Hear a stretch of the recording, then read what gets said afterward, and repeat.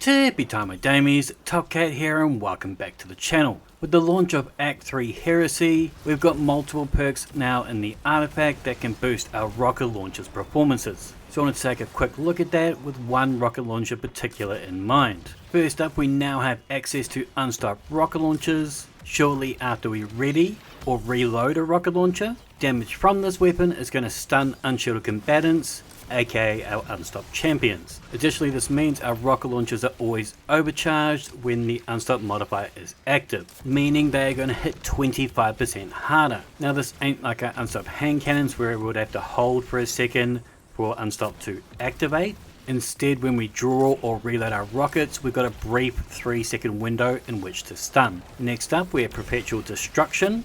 Any rapid blows with a non-exotic rocket launcher is going to refund us ammo and increase our reload speed for a short duration. Bear in mind this is designed more for ag clear, not DPS. I know a lot of you guys only use rocket launchers if you're hipping them at a boss's face, but if you are one of those who uses a rocket launcher much like a primary, this is definitely the perk for you. The magic number you're trying to seek in order to get the rocket ammo back is 4, so aim for clusters and look for AoE perks like Cluster Bomb, Explosive Light, Chain Reaction or Hatchling. The one rocket launcher I was really pumped to use inside this artifact launch was the Crowning Duologue. This is acquired from that Solstice event.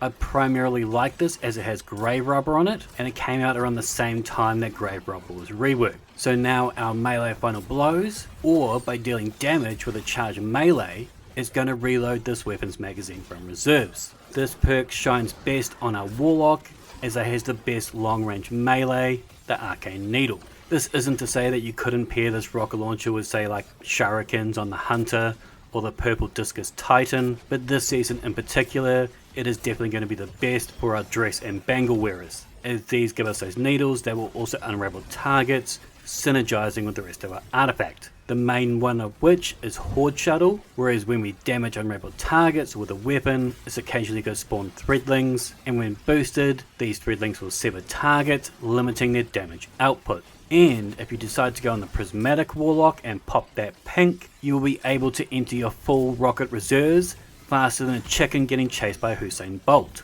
Now I've opted for Bipod in the right hand column as I want to limit the amount of damage I'm throwing out when stunning unstops. Bipod increases our rocket launcher's ammo and reserves but reduces the damage by 25%. But with 16 rockets at our disposal, the quantity makes up for the quality, particularly when I can just finger bang our enemies and then ram them with our rocket. This also has a great origin trait called Dreamwork, whereas once per reload, assist or assisted final blow is going to partially refill our magazine from reserves. This is something we never really want to rely on, but honestly it saved me multiple times. We've also got that gold from lead perk in the artifact, which is obviously an homage to lead from gold. When we pick up special ammo, we have a chance to get heavy ammo. I spent about a half hour testing this, and it tended to reward me heavy ammo around 25% of the time. Now we've also got that heavy ordnance regeneration. I've been using this a bit for our LMG builds, but it also works in our rocket launcher, as when we deal sustained damage to a target with our rocket launcher, it's going to grant us a ×2 damage resist so we can tank more, and it's going to increase our grenade and melee regeneration for a short time. This is good as by rewarding us with more melee abilities to activate our Grave Robber.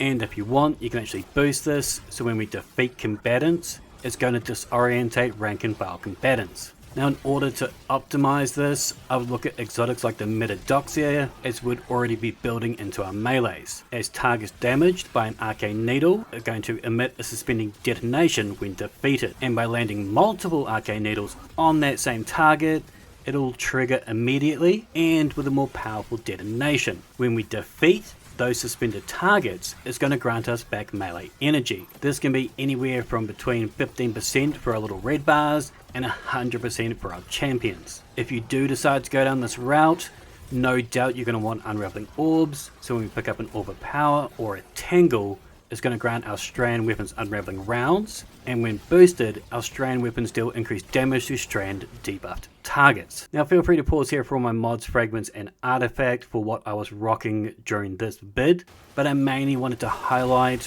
what this rocket launcher can offer us this season. No doubt you got one hiding in the back of your vault there, so dust it off, it's pretty hot property now. Make sure to holler at me in the comments down below.